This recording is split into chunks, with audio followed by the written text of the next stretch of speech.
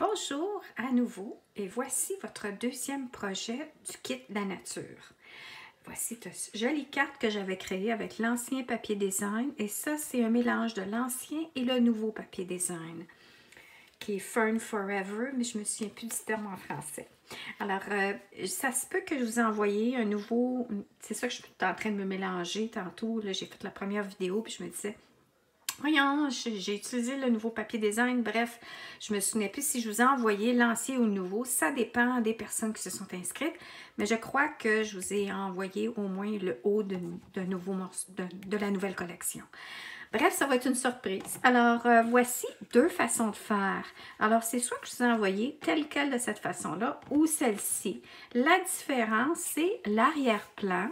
Comme j'ai expliqué dans la première vidéo, c'est que vous pouvez, à votre goût, et si jamais je vous ai envoyé comme celui-là pour donner un effet plus étroit, vous pourriez le tailler pour y donner un effet moins étroit, plus d'espace entre chaque arrière-plan de carte.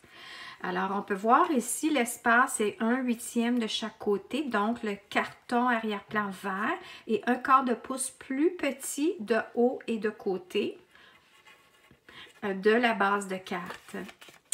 Alors, c'est comme ça. Les messages, c'est encore une fois du jeu d'étampe qui était offert temporairement par Stampin' Up numérique pour la levée de fonds pour le COVID.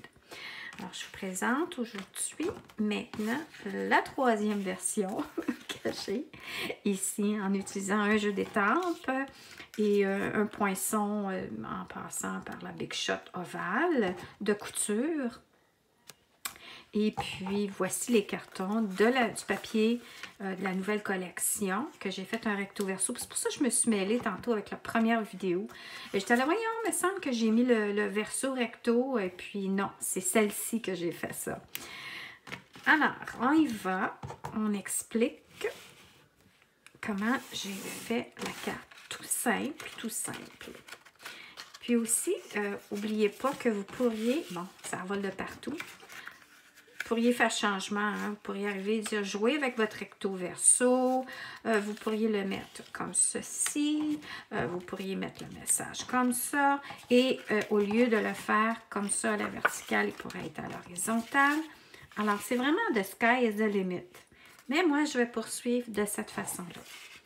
Alors, encore une fois, votre carte blanche que vous avez reçue, alors le vallon est à l'extérieur, on ferme, on tient les pointes pour qu'il ferme comme faux égal. Ensuite, on y va avec notre arrière-plan de la couleur craft. Puis, comme j'ai dit dans la première vidéo, ce n'est pas du Stampin' Up, mais dans le bois où je suis présentement, j'ai fait venir d'Amazon un papier de cette teinte-là parce que j'en avais pas sous la main. Alors, comme vous avez vu, je suis allée avec mon Snell. Ensuite, j'y vais avec mon carton pan pimpant. Puis, j'y vais et je colle. Vous allez vous demander pourquoi je fais une vidéo par projet. Ben, c'est parce que j'ai des problèmes de bande passante, ou ce que je suis dans le bois, et on n'a pas la haute vitesse. Et je suis obligée de fonctionner avec mon téléphone, et ça va pas énormément bien. Je peux pas faire de Facebook Live, c'est pas clair non plus. Alors, en y allant avec des courtes vidéos, je suis capable de m'en sortir. Mais je ne peux pas vraiment faire énormément de editing. Donc, il ne faut pas que je me gourre et que je me trompe. Alors, on y va. Je colle. Alors, vous pourrez regarder votre carton que je vous ai envoyé, recto verso, et choisir ce qui vous plaît le plus. Allez dans le sens que vous désirez aussi. Alors, moi, j'y vais du pâle à plus foncé. Je pourrais faire foncé à part. Qu'est-ce que vous en pensez? C'est parce qu'en floristerie, on a toujours appris qu'il fallait mettre le pâle vers le haut et le foncé vers le bas pour les fleurs. Puis, c'est drôle, mais je pense que je vais mis l'autre côté. Je vais changer d'idée. Je vais y aller. Alors, l'espacement est à votre goût, mais moi, j'essaye de respecter tout l'encadrement qui est tout petit, hein? Il y a à peine, même pas un 8e, je penserais même un 12e en tout cas. Puis là, vous pourriez arriver avec vos points mousse. Alors, les points mousse, c'est pour donner de la dimension, créer de la profondeur. Puis, là, je vais y aller avec mes petits points mousse comme ça ici. Puis là, un point mousse, un deuxième dans le centre. Puis moi, au diable des dépenses, on en met 3 pour que ça se tienne bien.